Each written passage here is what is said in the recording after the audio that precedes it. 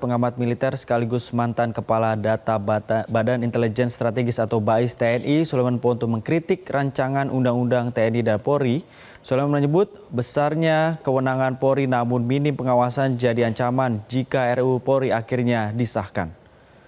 Hal tersebut diungkap Sulaiman dalam sebuah diskusi publik yang membahas RUU TNI Polri 2024 di Jakarta. Sulaiman mengatakan kewenangan dalam penegakan hukum harus berada dalam Kitab Undang-Undang Hukum Acara Pidana dan berbasis pada perlindungan HAM.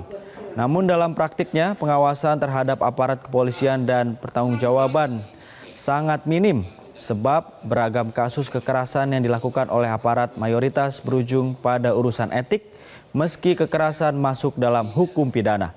Sulaiman juga menyebut akan terjadi tumpang tindih dengan regulasi institusi lainnya jika melihat muatan pada pasal 16A dan 16B.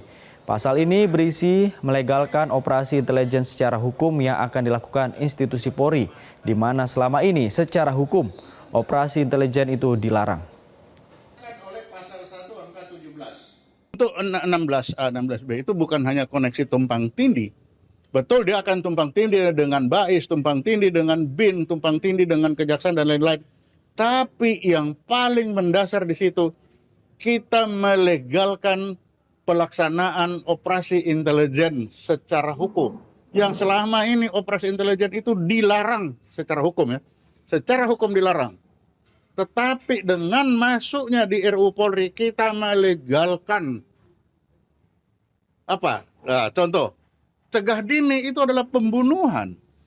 Lalu kita legalkan dalam rangka cegah dini, pembunuhan itu dibolehkan. Nah, Petrus, apakah kita menyatakan bahwa boleh melaksanakan Petrus ke depan seperti itu? Petrus ini kan dilaksanakan, tapi kan tetap saja itu bertentangan dengan KUHP. Kalau ketahuan pelaku Petrus, pasti dipenjarakan. Makanya intelijen harus pinter-pinter, jangan ketahuan. Tapi kalau 16A 16B bukan 16A 16B saja termasuk pasal 1 angka 17 itu yang utama.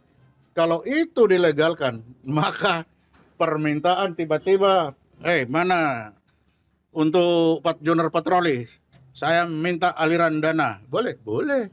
Kalau enggak kamu tak seret ke sana. Boleh, boleh.